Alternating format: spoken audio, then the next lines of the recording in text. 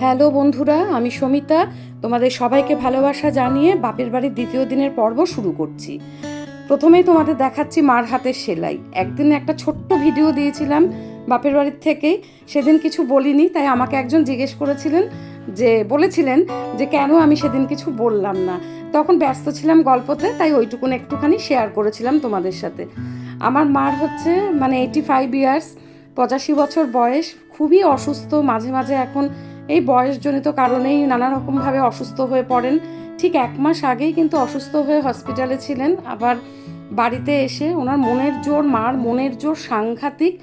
সে বসে বসে এই টুকটুক করে সেলাই করে, পেপার পড়ে। পেপার তো আমরা পড়তেই চাই না, কিন্তু মা একেবারে প্রথম পেজ থেকে শেষ পেজ সমস্ত খবর, মার কাছে সমস্ত খবর পাওয়া যায়। আর সব থেকে বড় কথা, নিজেকে অসুস্থ মনেই করেন না। আর আমাদেরকে বকা লাগায় দুই বোনকে, যে তোরা কেন কিছু করিস না, বা কেন এরমভাবে কর, সেলাই কর। আর আমাদের এই বয়সে মা বলবে কি যে নতুন ডিজাইন দে, নতুন ডিজাইন দে। বিশ্বাস করবে না, আমাদের প্রত্যেককে এরকম বুনে বুনে উপহার দিয়েছেন।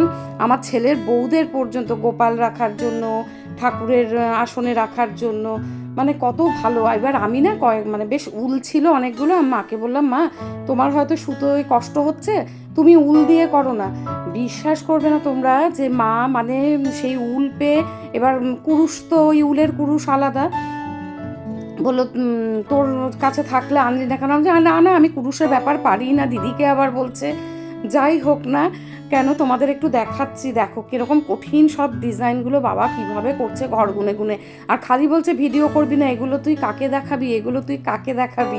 একটা রেডিও ভাইয়ের বউ কিনে দিয়েছে, সেই রেডিওটা চালিয়ে নিজের মনে নিজে সেলাই করে চলে। আর মৌসুমীদের ওখানে বিনাদি আছে, তাই সে বিনাদিও ওদিকে আসন সেলাই করতে থাকে, আর মা এগুলো করতে থাকেন বসে বসে। আর কি সুন্দর আমাকে একটা টিভির ঢাকা করে দিয়েছেন হাঁস, পরে তোমাদের ওটা দেখাবো। এই দেখো, এইটা করে আবার ধুয়েছে বলে বলছে তুই এটা তুলছিস কেন, আমি তো এটা ধুয়েছি। আবার এই দেখো কিরকম ঠাসা কাজ একের পর এক করে চলেছে, কোনো ক্লান্তি নেই কিন্তু। তারপর আমাকে বলছে, ও তুই গোপাল নিয়েছিস, তাহলে তোর গোপালেরও করে দেবো। এই দেখো নিচের এইটা এখন বানানো চলছে, দেখেছো ফুলগুলো কি সুন্দর। এই বয়সে একটা উল্টো পাল্টা পর্যন্ত হচ্ছে না, একদম নিখুঁত করে। এবার রান্নাঘরে আসি। ধনেপাতা, কাঁচা লঙ্কা, রসুন পেস্ট, আচ্ছা, আর কর্নফ্লাওয়ার আর একটু চালের গুঁড়ো দিয়ে এটাকে 3 ঘন্টা মতো ম্যারিনেট করে রেখেছি। এবার ননস্টিক ফ্রাইং প্যান নেব, তার মধ্যে তেল করে ঢেলে দেবো। এক পাশ দেওয়ার পরে আর এক পাশে একটু গ্রেভিটাকে দিয়ে দেবো, যাতে সমানভাবে ঠিকভাবে সব পড়ে। তারপরে একটা ঢাকনা দিয়ে ঢেকে দেবো। তারপরে খানিকক্ষণ বাদে ওই পিট করে কড়া করে ভেজে নেব। দেখতে কিন্তু দারুণ হয়েছে।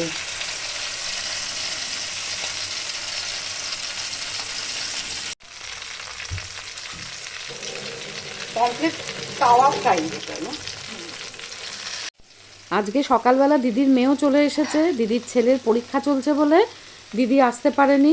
আর ভাইও একটু বাইরে গিয়েছিল, ও আজকে ফিরবে।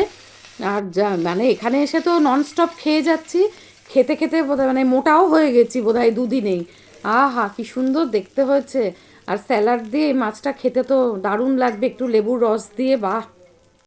সন্ধেবেলায় আমি একটু বেরোলাম, একাই বেরোলাম। ওই মার একটু উলের কুরুশ কিনবো আর টুকটাক কিছু কিনবো। মাকে উল এনে দিয়েছি। এবার দেখো, আনার সাথে সাথেই মা কিন্তু ব্যাস উল দিয়ে বুনতে শুরু করে দিলেন। কোনো ক্লান্তি নেই মার। আর যদি বলি না তোমার শরীর খারাপ, এখন তাড়াতাড়ি করে খেয়ে দিয়ে শুয়ে পড়ো, বললে পরে আবার রেগে যান। কিন্তু দেখো কি সুন্দর উল দিয়ে দিয়ে করে দিচ্ছেন। বলছে না তোর গোপাল বসবে, এইটা আমি করে দিই তোকে। দেখো কি সুন্দর, মার হাতের কাজ দারুণ। পরের দিনকে সকালবেলা দিদির মেয়েও ছিল, নিন্নি ছিল, আবার মৌসুমি বলল যে চলো ব্রেকফাস্ট করে আমরা তিনজনে একটা ক্যাব বুক করে ব্যাস গেলাম একটুখানি মধ্যম গ্রামে কেনাকাটা করতে, শপিং আর কি। তা মৌসুমি বলো চলো চলো, আমি যেতে চাইছিলাম না, তা বলে না না চলো। আমরা ভালোই লাগবে, এসছি যখন ঘুরি ফিরি আনন্দ করি, এটাই তো না। আর এখন তো মানে কত চারিদিকে ফ্ল্যাট হয়ে গেছে, এইসব রাস্তা আগে কি ছিল, একদম ফাঁকা, মানে আমি অবাক হয়ে যাচ্ছি। তো আমার পুরনো জায়গা, কারণ আমি মামার বাড়িতে 5 বছর ছিলাম। এটা হচ্ছে রহরা বাজারের মোড়। আগে তো মানে যা দেখেছি আর এখন তো নিজেই চিনতে পারছি না। তারপরে বন্দিপুরের ভেতর দিয়ে, বন্দিপুরে ছিল আমার স্কুল আর আমার বড় পিসির বাড়ি। আর এই হচ্ছে আমার স্কুল, যেখানে থেকে আমি মাধ্যমিক পাশ করেছি।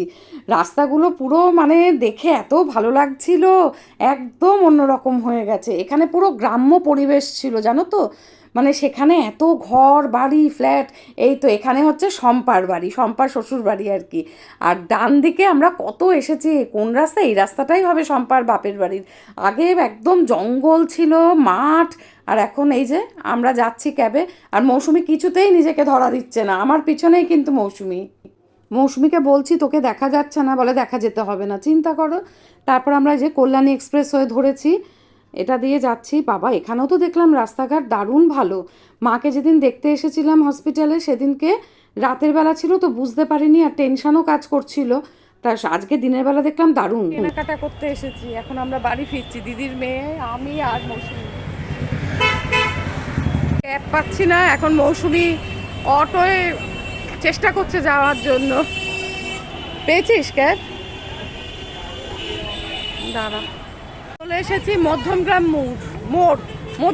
মোড়। ঠিক হয়েছে, অটো এবার উঠি।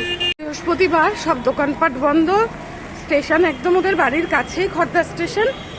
এটুকুন হেঁটেই চলে যাচ্ছি। ফুচকা থাকবেই, এখানটা দিয়ে হাঁটতে না এত ভালো লাগে, নানা রকম দোকানপাট তো। এই দেখো কুমড়ো ফুল কত। ব্যাস ঘোরা কমপ্লিট, এবার বাড়িতে যাচ্ছি। 2 দিন বেশ ফ্রেশ ব্রেনে ছিলাম, মনটা ভালো করে নিয়ে বাড়িতে যাচ্ছি। ব্যাস কালকে থেকে আবার ওখানে পর্ব শুরু হবে। টাটা, ভালো থেকো সবাই।